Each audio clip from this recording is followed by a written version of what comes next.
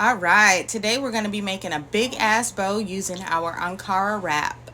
You're going to make sure both sides are even and you're going to tie it down the center.